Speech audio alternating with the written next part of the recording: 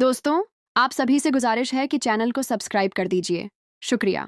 कहानी की शुरुआत होती है उस ऑफिस से जहां माहौल में काम नहीं बल्कि साजिश की बदबू फैली हुई है। बॉस के सामने अहाना खड़ी है और सामने गोपाल, रूपा और आशीष मिलकर उसे घेर लेते हैं। गोपाल बॉस को भड़काते हुए कहता है कि दुर्गा देवी अहाना की सास हैं और अहाना सरकारी फंड अपने ही घर वालों को दिलवाने में लगी है। ये समाज सेवा नहीं बल्कि घर सेवा है, सीधा सीधा फ्रॉड। रूपा भी कहती है कि अहाना ने सबको झूठ बोला और अपने पद का गलत फायदा उठाया है। इसे तुरंत टर्मिनेट किया जाना चाहिए। बॉस उनकी बातों में आ जाते हैं और गुस्से में अहाना से सिर्फ हाँ या ना में जवाब मांगते हैं।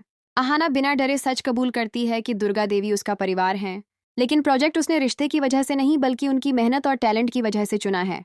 इसी बीच ऑफिस के बाहर पुलिस की सायरन बजती है। बॉस चौंक जाते हैं क्योंकि उन्होंने पुलिस को नहीं बुलाया होता।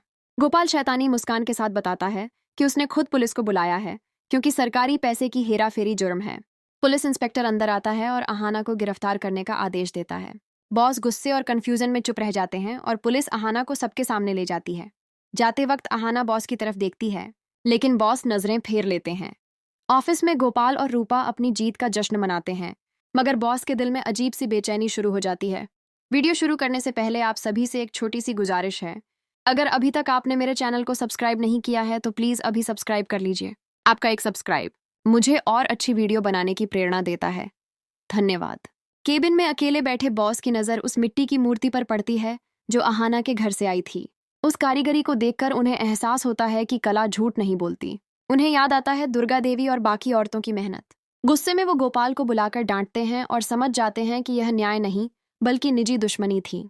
बिना देर किए बॉस सीधे पुलिस स्टेशन पहुंचते हैं। वहां अहाना थकी हुई है, लेकिन उसका स्वाभिमान अब भी जिंदा है।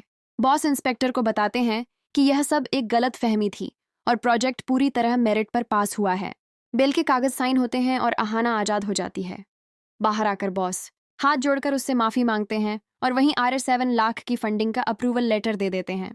शाम को अहाना घर पहुंचती है तो परिवार डरा हुआ होता है, लेकिन जैसे ही वह दुर्गा देवी के हाथ में 7 लाख का चेक रखती है, पूरा घर खुशी से झूम उठता है। मिठाइयाँ बंटती हैं, माहौल दिवाली जैसा हो जाता है। अर्जुन और बहुएं गर्व से अहाना को देखते हैं, लेकिन इसी खुशी के पीछे अंधेरे में खड़ा पोल्टू सब देख रहा होता है। उसकी आंखों में जलन और बदले की आग होती है। वो मन ही मन कहता है कि खुश हो ले अहाना, ये पैसा तेरे किसी काम नहीं आएगा।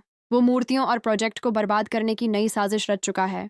अब देखना यह है कि क्या अहाना पोल्टू की इस चाल को रोक पाएगी या 7 लाख मिलने के बाद भी सब कुछ खत्म हो जाएगा। आगे की कहानी और भी ज्यादा रोमांचक होने वाली है। दोस्तों, आपको क्या लगता है, क्या बॉस को गोपाल और रूपा को नौकरी से निकाल देना चाहिए? कमेंट में ज़रूर बताएं और चैनल को सब्सक्राइब करना ना भूलें।